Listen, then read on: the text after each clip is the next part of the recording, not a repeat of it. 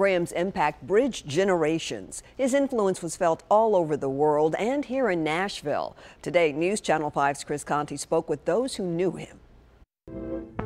In the control booth above the studio, the program director and engineers prepare for their part in the broadcast. He was able to use the instruments of the day in such a way that nobody else was. For this story, there seems no more appropriate place to look back than here. Tucked away on dusty shelves in old tapes lies the legacy of Billy Graham. And I've been preaching ever since. It was 2000 inside what is now Nissan Stadium.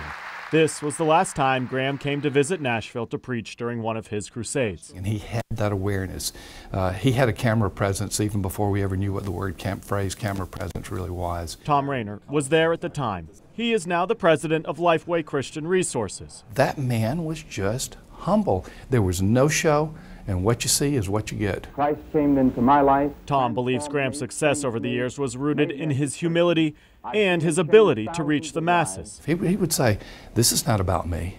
This is about Christ. This is not about what I can do. This is not about who I am. This is about how Christ is working in me. Graham's impact on religious leaders in Nashville was profound. So Billy Graham never seemed to be angry at the world. Russell Moore is with the Southern Baptist Convention and was also a friend of Graham's. He was obviously authentic in what he believed.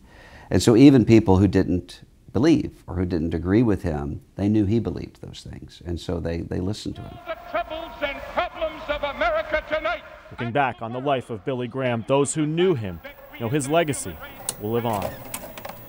That sort of influence is really unparalleled. I don't think we will see that again in our lifetimes. Chris Conti, News Channel 5.